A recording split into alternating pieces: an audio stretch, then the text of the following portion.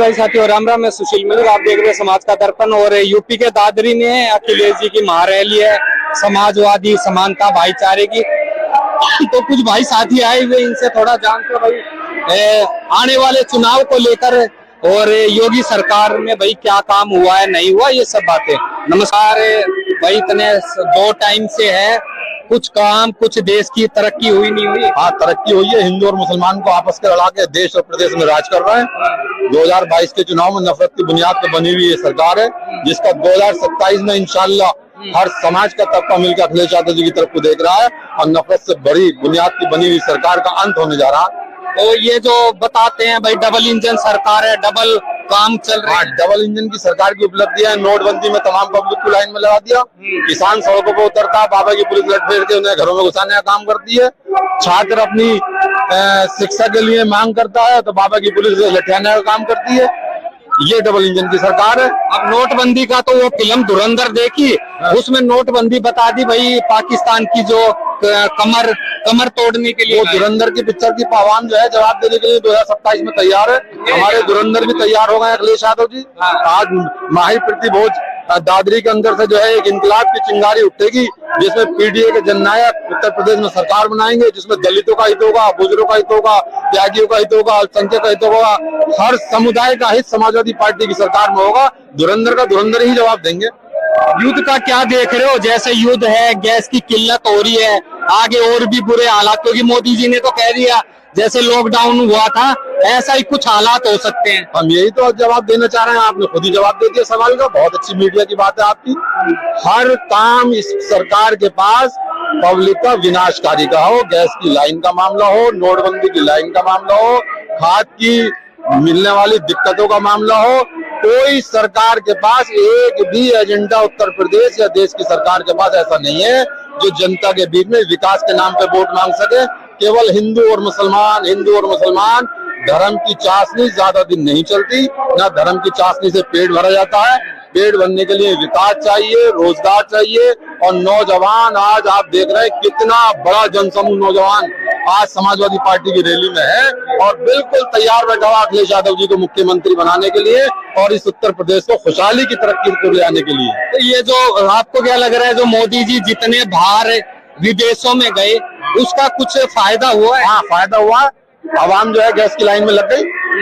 विदेश जाने पे आवाम गैस की लाइन में लगी तो पड़ी है, ये फायदा हुआ। अच्छा, ज्यादा बड़ा क्या फायदा होगा? अच्छा, ये भी गलती हो गई जो ईरान के जो खामी नहीं थे उन पे जब मतलब भाई हमला हुआ, शहादत हुई, या बच्चियों पे जब मिसाइल पड़ी, उस टाइम मोदी जी को या मोदी सरकार को उस टाइम ईरान भारत का सबसे बेहतरीन दोस्त है। हर चीज में आप उठा के देख लीजिए, कोई भी व्यापार का मामला होगा ईरान ने हमेशा भारत की मदद करी है। लेकिन जब से प्रधानमंत्री आदरणीय नरेंद्र मोदी जी बने हैं, ईरान की शहादत पे वो न सदन के अंदर उनके लिए कोई खराज अकीदत पेश कर सके, न किसी तरह की उनके लिए दो शब्द कह सके।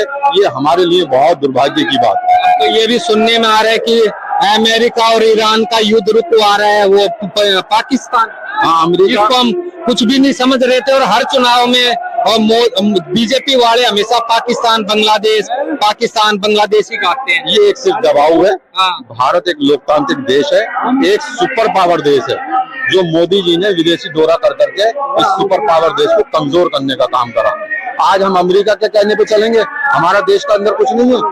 आज हम खुद स्थापित हैं, यहाँ से भी कुछ नहीं रहा हमारा। जब वो कहता है कि तेल लो, कभी कहता है मत लो, कभी कहता है सीज फायर कर दो, कभी कहता है रहने दो। ईरान ने ट्रम्प को नाचने के लिए मजबूर कर दिया। आप देख लीजिए, कल नचे पड़े। अब ये नचते ही रहेंगे।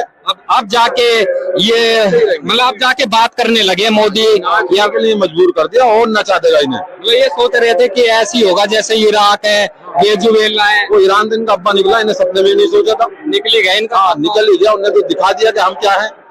लेकिन आज भी भारत ईरान के लिए जो है, ईरान भारत के लिए बहुत अच्छा देश है। आज भी जो है ईरान भारत के लिए, भारत के लोगों के लिए बहुत प्यार और मोहब्बत करता। आपने देखा कि जितने भारत के लोग ईरान के अंदर थे, ईरान के विदेश मंत्री ने उनके लिए पूरा इंतजाम किया और भारत जो है सफलता पूर्वक उन नागरिकों को वापस भेजने का काम किया। तो ये क्यों ऐसा किया कि भाई इधर युद्ध होना था, इधर इजराइल से मेडल पहन के आगे और कह रहे ये भाई फादरलैंड है? आप लोग मानते हो फादरलैंड? मेरे भाई, इस वक्त ईरान का और इजराइल का जो मुद्दा है वो अंतर्राष्ट्रीय मुद्दा है।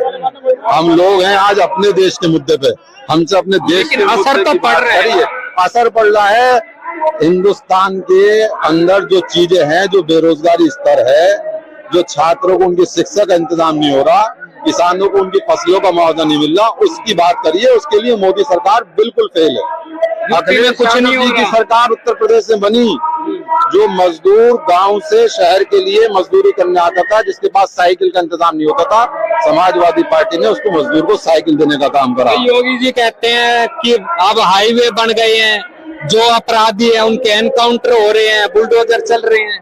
हाईवे बन गए, हाईवे अब पे तो महिला लड़कियां रात को भी जा सकती है। योगी जी की और मोदी जी के जो कैमरे हैं, वो चालान काटने के लिए हाईवे पे गाड़ियों को देख रहे हैं, लेकिन वो कैमरे जो है गड्ढों को नहीं देख रहा है। तो उन गड्ढों के खातिर कितना एक्सीडेंट हो रहा है, ये भी तो दिखना चाहिए। मतलब हाईवे पे बुरा हाल है। बुरा हाल है, पूरी तरीके से बुरा हाल है, फेल है बिल्कुल सरकार। नाम बस एक काम में पास है, हिंदू मुस्लिम हिंदू मुस्लिम हिंदू मुस्लिम। तो इसका कुछ असर पड़ेगा? कोई असर नहीं पड़ेगा। इंशाल्लाह हिंदू और मुस्लिम की एक प्यार मोहब्बत की माला तैयार होने जा रही है और समाजवादी पार्टी के पक्ष में बहुत बड़ा मतदान करने जा रहे हैं। तो ये भाई यहाँ की तमाम बातें हैं, युवा भाई साथी हैं, और ज्यादा से ज्यादा शेयर करना, अपनी राय जरूर देना। सभी भाई साथियों मेरी राम राम।